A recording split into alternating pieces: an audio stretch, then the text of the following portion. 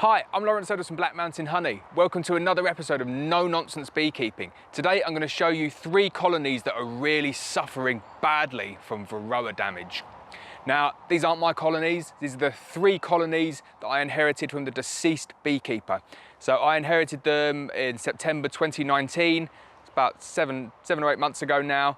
They've not been treated in that time. I chose not to treat them because I wanted to see how well they were going to perform without being treated. To my knowledge, they hadn't been treated the previous year, so the last time that they were treated was potentially around September 2018. So it was almost a bit of an experiment to see, can these colonies survive without being treated?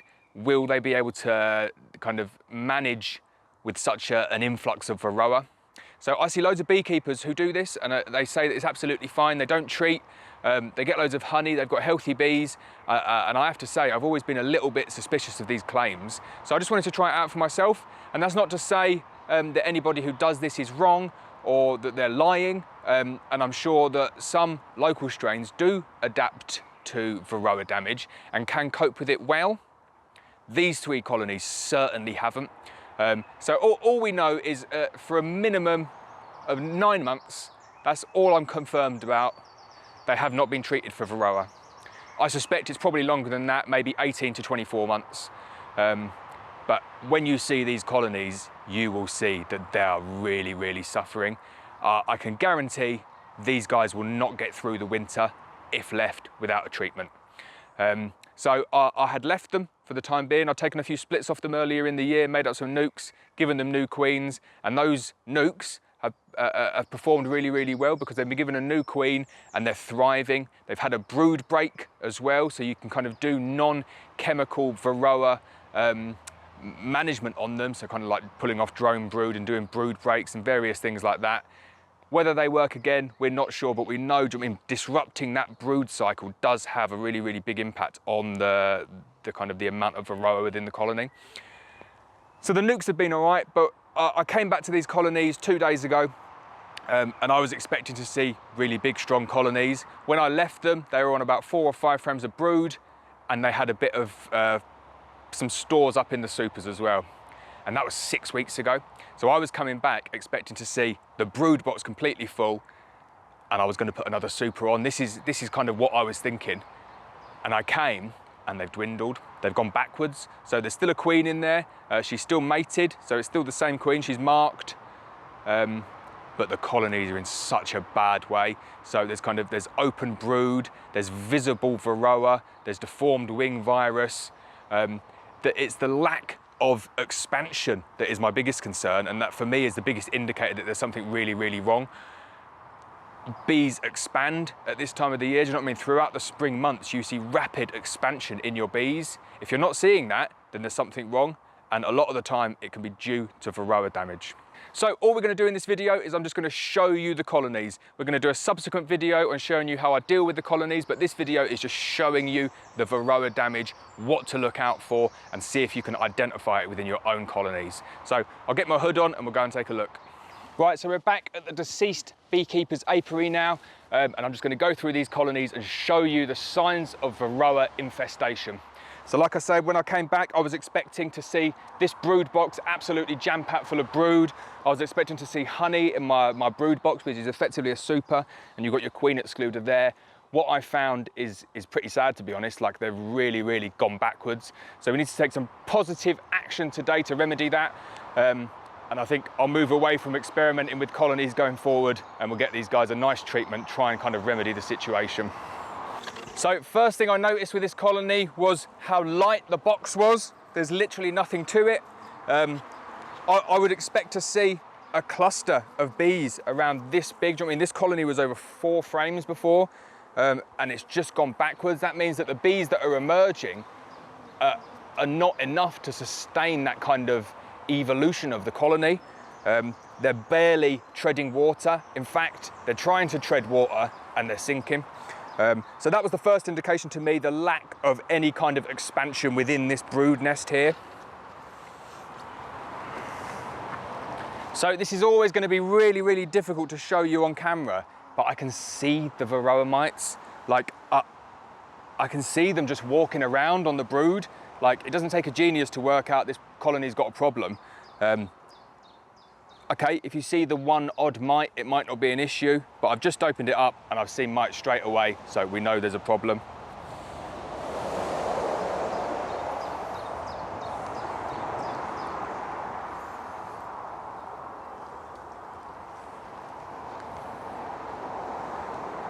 So a mite has just gone in there. And you can see it, can you see it there? Walking around, trying to find a nice little emerging brood to go into.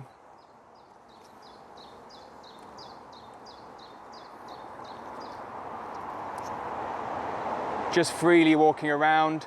You see this bee here, really bad deformed wing virus. In fact, terrible deformed wing virus.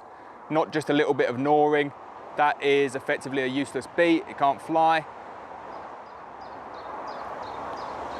What you've also got is a lot of uncapping on the cells, so you've got like little holes here.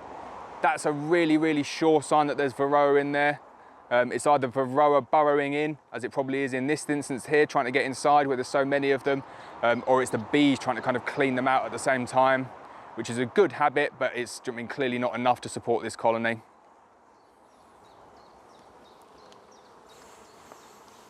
So, as you can see, we've got real issues with this colony. We've got capped brood with holes in, we've got visible Varroa mites, and we've got deformed wing virus. I don't need to go any further than that. This colony is in a terrible state and it needs treatment. I don't think anybody will disagree with me that this colony, if left to go through winter, considering it's kind of basically the 1st of July now, will not survive. There is no possible way this colony can survive, because for the last 2 months it's dwindled, it's gone backwards. It needs to get to a point where it's healthy, it's expanding, it's got sufficient stores to get through winter. And unless we take a positive action, that's just not going to happen.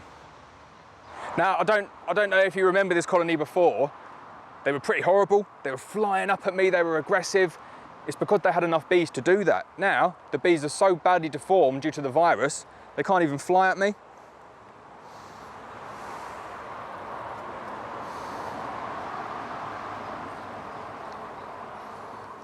Now again, you've got these little pinprick holes on the capped brood. That's a classic sign. You've got ones that are not even being closed up properly there. Lots of holes in the brood. Another hole there.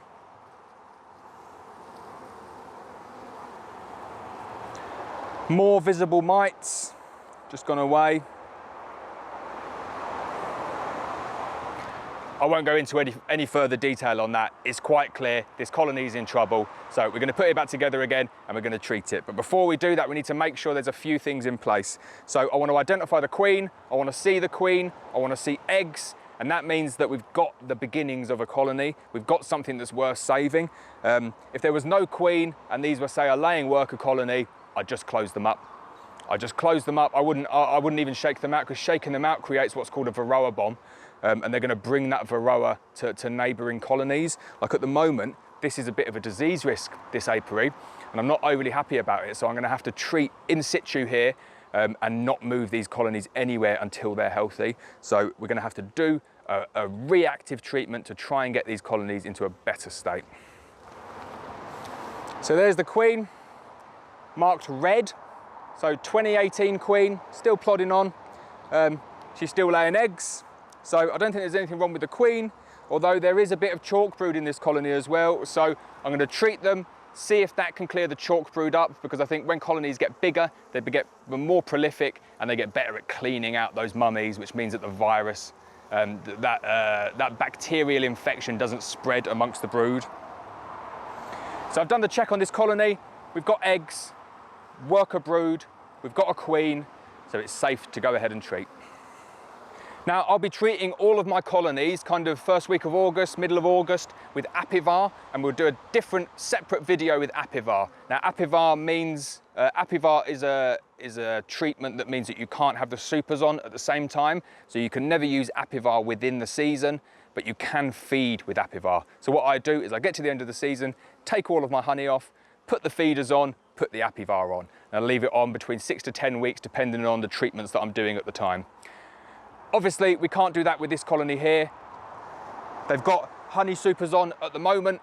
I've got honey supers on them at the time, and there is a little bit of honey in there. So what I'm going to do is I'm going to leave the honey supers on, and I'm going to use a treatment that is safe for leaving honey supers on.